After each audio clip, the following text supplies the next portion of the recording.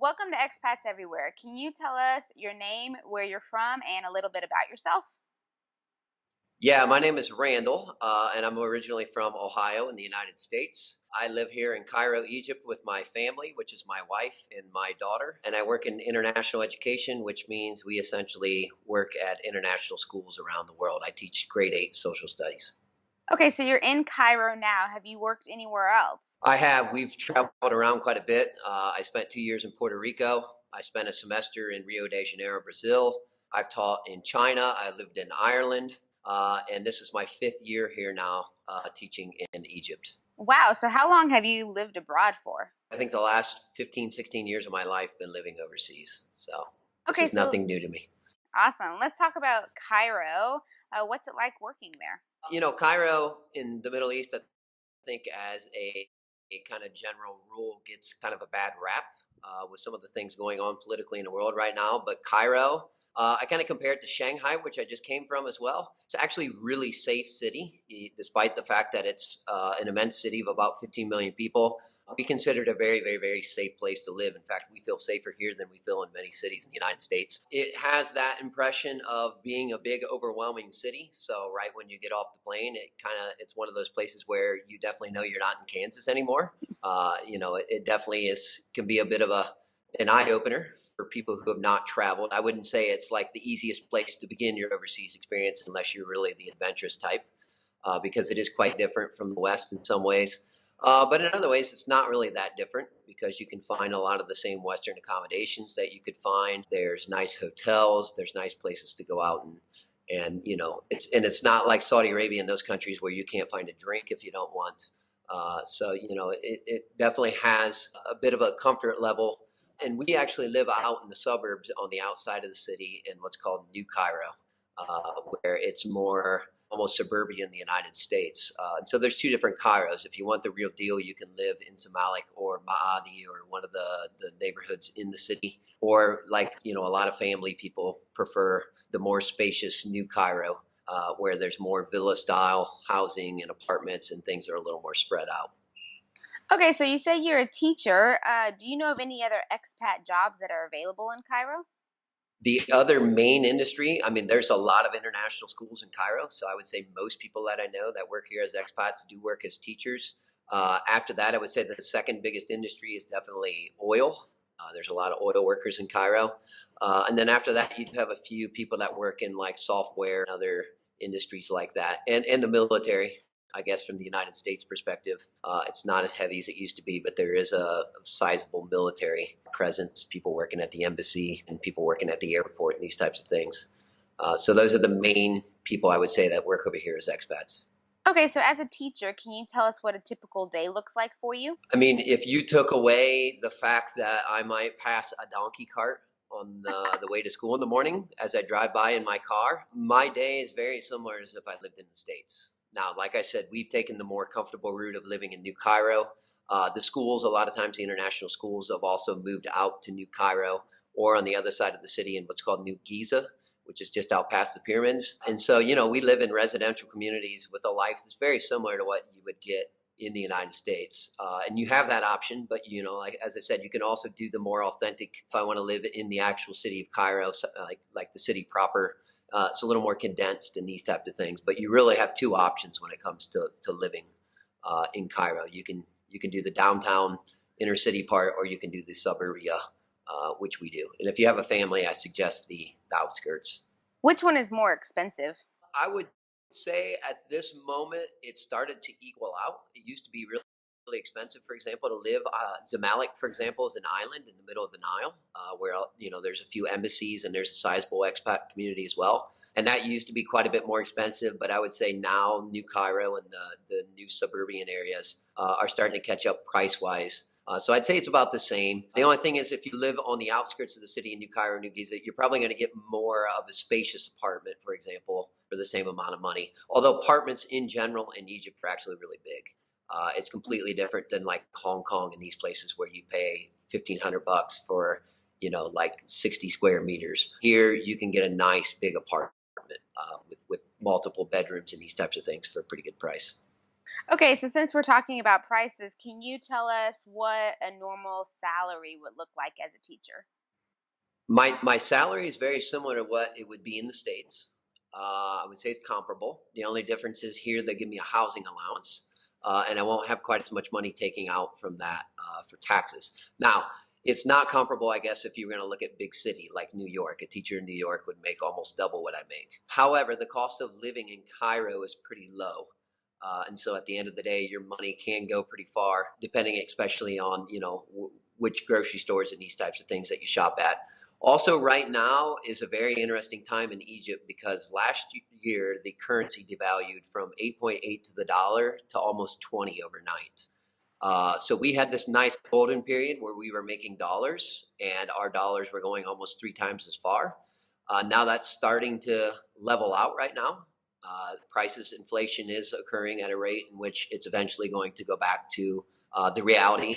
Right now it's actually around like 17.2 to the dollar. But for a while, our rent literally went overnight from $900 per month to $300 or $320 per month. Like I said, now rents are starting to catch up and things are starting to equal out with inflation. But there was a time period where, with the Egyptian economy crashing and the currency devaluing, we actually had our money go pretty far. So you get paid in USD. Yeah, not every school is like that. That's one thing. If you're going to do international teaching, that would be one of the number one recommendations I would look at when you look at your contracts. You want to make sure that at least more than 50% of your salary is paid in US dollars. If not, I would recommend that you look at another school that offers that. Okay, so out of your monthly paycheck, what percentage would you say you can save? Well, I'm living here with my wife, who's also working, so we have two incomes, and we very realistically can save two-thirds to three-quarters of each one of our incomes if we don't travel and do these types of things. And if we live somewhat frugally and don't spend on all the expensive imported items and these types of things. Given that, you can still live a really good life, and I would say you can save more than a quarter to a third of your savings as well. So it kind of depends on lifestyle, but I'd say it's somewhere between those two ranges. Okay, can you give us a number of about how much someone should earn a month to live comfortably there? I would say you're going to want to make at least $2,500 to $3,000 per month. In most of the expat jobs, you're going to find a salary that would be almost the minimum. That's enough, definitely, to live comfortably. Like I said, my rent right now is probably back up to about $600 but rents are pretty low here. It's not like when I worked in Shanghai and $1,500 of your paycheck every month goes out just in rent. Now you can find for $1,500 in Egypt, you can basically get an entire villa, almost with the swimming pool, or at least in a compound with the swimming pool. So you can spend that type of money if you have a higher salary. But 2,500 to 3,000, I'd say, be in the low end. Oil workers usually are going to be looking at quite a bit more than that per month. Okay, so someone has a job, they're moving there. How much money should they bring initially to get set up? They usually here are going to ask you for a month to pay. It's one of those things where here, when you find a real estate agent, you pay for the real estate agent, not the person who's renting. So you're going to have a real estate fee, which can be 1 month's salary. Then usually they ask for a month down and a month ahead of time. So you can be looking at over $2,000 to $3,000 just immediately just to get your first initial apartment set up. Cars can be bought here for fairly cheap, for $5,000 to $6,000. You could buy a used vehicle. You can also rent vehicles for about $250 to $300 a month, which is what we actually do. That way, we don't have the responsibility of basically taking care of the vehicle. They pick it up every month.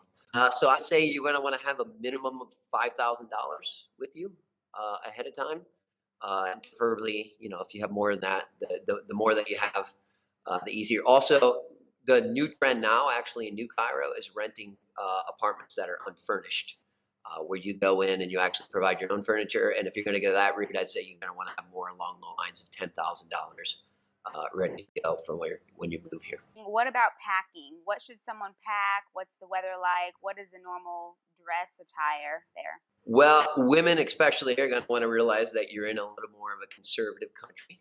And so you might not, the mini skirt and those types of things are probably not going to come out as often as they would in America or these other places.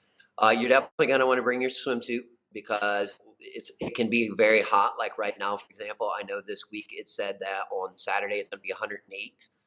That's definitely a day where you're going to want to find a swimming pool. So, the Red Sea is a very popular, and the Mediterranean as well. Sea are very popular destinations, which is one nice thing about Egypt. You don't have to leave to have the vacation. You can go to the sea and actually just drive there in a few hours.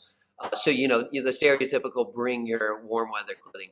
But what most people don't realize is that Egypt can actually be pretty cool in the winter. It can actually get down below 50 degrees, and all the buildings here are made out of concrete and they are not insulated. And so 45 degrees inside your apartment, you're going to be running heaters and you're going to need blankets, and you're going to need your sweatpants and these types of things for at least a couple months of the year. I wouldn't say that you would ever need like a down parka or like a heavy winter coat, but a jacket is definitely a must for the winter time. And some long pants, and some sweatpants and sweatshirts are nice January, February. Another thing, bring your scuba gear. If you're a scuba diver, it's one of the best places in the world for scuba diving. So that's another thing I would put on your packing list, or snorkel stuff, if you're interested in that. Awesome.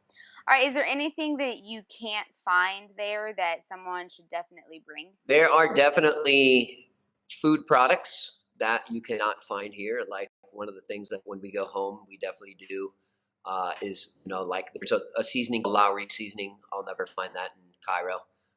And so, seasoning herbs, these types of things, you can generally find a lot of herbs, but we do bring a lot of like rubs and seasoning with us when we come back.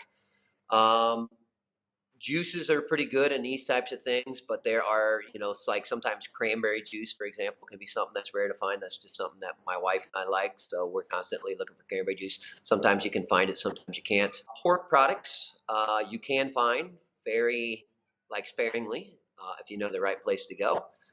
But that's another thing that, like, if you love to eat bacon every morning, it'll be a little bit harder to do in Egypt.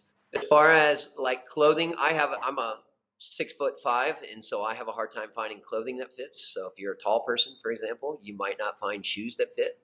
And so if you have like special size clothing and these types of things, it might be a little bit harder in Egypt, especially for tall people, to find clothing. And then overall, I mean, there's modern day malls here, so you don't need to like go shopping at Zara before you go. They have Zara here, they have H&M, they have all these shops. So there's no reason really, I don't think they have Debenhams to go shopping for all the foreign brands coming here thinking you're not going to find that, because you will actually find all those things in the mall. All right. Changing gears. Let's talk about safety. How safe is it Huh? there, and do you feel safe? We feel very safe in Cairo. It's like anything else. There's a couple neighborhoods where you would probably not want to go into at certain times of night and these types of things. But overall, crime rates are actually really low. It's a little more. How do I say? It's a little more dicey after the revolution than it was before, but I think things are getting closer to pre-revolution times. Egyptian people are really friendly. They're really nice. Sometimes they're almost overly friendly. Like sometimes when you ask directions, they'll give you directions even if they don't know the directions. So they have this aura of being some of the like most open, friendly, inviting people that you will ever meet in the world. Like it doesn't take long to meet an Egyptian and start a conversation, even if they have very little English or you have very little Arabic. It'll still feel like a natural thing to meet and associate with Egyptian people. How do you find their English? Do a lot of them speak at least a little bit of English? There's actually, if you go to most restaurants, you're going to find that most of the people working in the restaurant speak English. That's one of the things I'm most impressed. My wife is from Colombia, and we go to Colombia in the summertime. I'm amazed at how few people in Colombia speak English, like taxi cab drivers and these types of things. And so in Egypt, if you order an Uber, there's at least a 50% chance your Uber driver will speak English. If you go to a restaurant, especially if you go to like one of the chains, but even most restaurants, you're at least going to find somebody who has decent English that's taking your order and these types of things. And then obviously once you get into the hotels and all the tourist sector and all that, you'll find that pretty much everybody there is speaking English. So I do think it's one of those things where, because Egypt is such a country based on tourism, that you will actually find quite a few people here, just even randomly in the street, that speak English. All right. What kinds of things do you do for fun, and how do you meet people? Cairo is a place where you can definitely, at any hour of the day, go out and find something to do. And so, Cairo definitely does not lack for entertainment. There's an opera house Obviously, you have all the historical stuff, the museums, pyramids, and all these things. These are things that you usually do once and then you do again when guests come.